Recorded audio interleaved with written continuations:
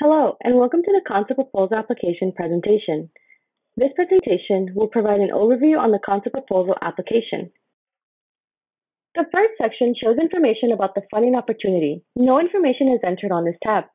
The next section is the project information page. Here, you will enter information such as the applicant name, the amount of funds being requested, and the contact information of the primary contact person for the project. This should be a day-to-day contact. The application name should concisely describe your project in 15 words or less. Please avoid using acronyms here. The application name is a unique project identifier similar to the PIN that was used in FAST. The next section is the application form. There are 3 forms that will need to be completed before the application can be submitted. The first form is the CDFA application intake form. On this form, you will enter information about the applicant organization. It should match the legal name of the organization that will serve as the lead of the project and will receive grant funds. For this question, select the organizational type that best describes the applicant. Nonprofit, for-profit, local, state, federal, and tribal government agencies and colleges and universities are eligible to apply. However, individuals are not eligible to apply. If you are an individual, you must partner with one of the listed organizations to submit a collaborative project. The California Senate and Assembly districts where the applicant organization is located are also required. The name and contact information for the authorized representative and the secondary/backup contact should also be entered on this form. Below that is where you will enter the name and contact information for the person and organization submitting the application. The submitting organization should match the name of the organization submitting the concept proposal application. In most cases, this is the same as the applicant organization. However, if a grant writer prepares a concept proposal application on behalf of an applicant, you must disclose the grant writing organization to prevent possible conflict of interest during the review process. And finally, please let us know if the project is building upon a previous funded SCGVP project, or if this project has or will be submitted to any other state or federal funded grant programs.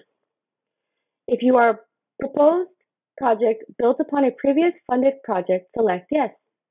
In the text box provided the number of the grant from the previous project and enter how the project is different from the proposed project from previous years.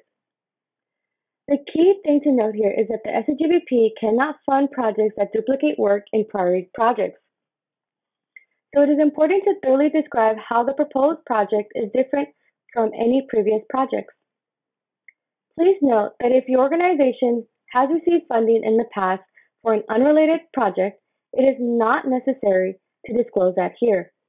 If your proposal does not build upon a prior year SCGVP project, select no. The concept proposal form contains 8 sections that make up the core of the application.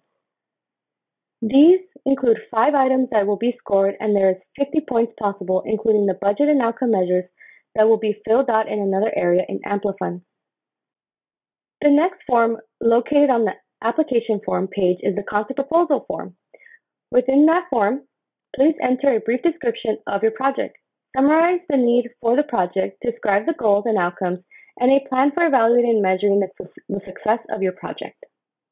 The first question is where you'll select a funding area and funding category. Please remember to read the full description of the funding category and area in the Request for Concept Proposals, or RFCP.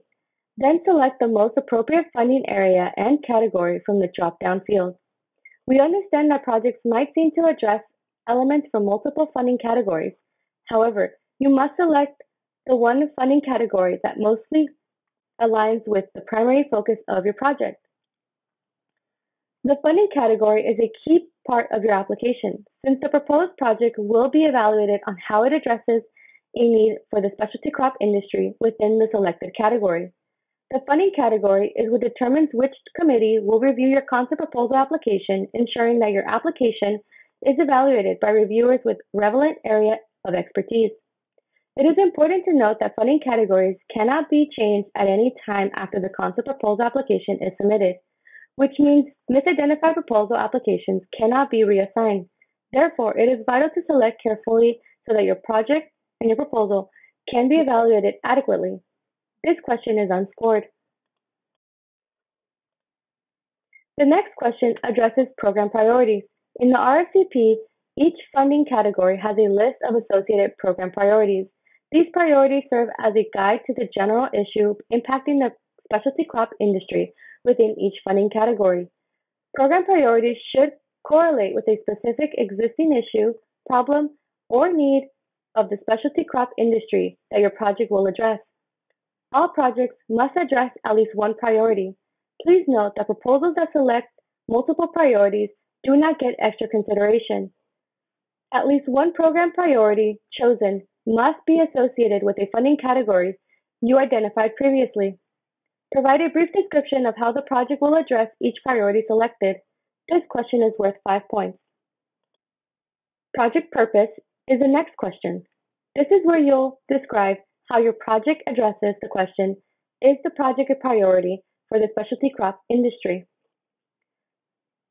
There will be 2 text boxes provided for this question. The first text box clearly explains the issue, problem, or need of the specialty crop industry that your project will address. Be sure to describe this in relation to the funding category and program priorities you have identified. Remember to describe how your project targets an external problem facing the specialty crop industry rather than an internal problem facing your organization. Describe the issue in detail and use data to support your argument. Also, be sure to establish why your organization is well equipped to address this issue. In the second text box, explain why the issue you identified is so important and timely for the specialty crop industry. This is also the place to list the specific specialty crop that you will address if possible. Keep in mind that the ultimate purpose of all projects must be to enhance the competitiveness of California specialty crops. This question is worth 10 points. The next question is project sustainability. USDA and CDFA want awarded projects to have a long-term impact without relying indefinitely on grant funding. So in the text box provided, explain how your project will become self-sustaining beyond the grant duration. For example, your project will create a new program with outline a plan of how the program will continue to exist after the end of the grant duration. Or, for projects that will not continue beyond the grant duration, describe how the results of your project will continue to benefit California's specialty crop industry after the project is complete. For example, a research project may post findings on a website that will continue to be accessible after a grant duration. This question is worth 5 points. The next question asks you to identify and describe the project beneficiaries.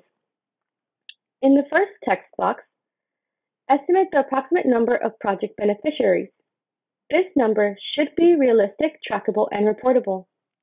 In the second text box, describe how the number of beneficiaries was determined, who the beneficiaries are, and how they will benefit from the results of the project. Note that the beneficiaries identified should be direct and primary beneficiaries of the project results. This typically does not include secondary beneficiaries such as employees of the applicant organization or all farmers in California. Also, keep in mind that projects directly benefiting a single individual or organization is not allowable. It is expected that projects will benefit some segment of the specialty crop industry. Lastly, if possible, identify the specific specialty crop that will be affected. This question is worth 5 points. Project duration is next. The maximum grant duration for the SCGBP projects is 2 years and 8 months. Projects cannot start before November 1st, 2023 or end after June 30th, 2026. Any date outside of this range may result in disqualification. We don't assume that a date outside of this range is a typo, so please double check before submitting. Please note that no cost extensions beyond June 30th, 2026 will not be allowable. This question is unscored. The next section, 10, is about the project work plan and outcome. In the text box, describe the proposed plan to accomplish the project work.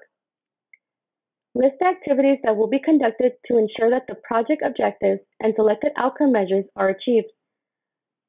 The work plan should also indicate who will be responsible for each activity. Note that anyone who is designated to receive funding in the budget must be listed on the work plan.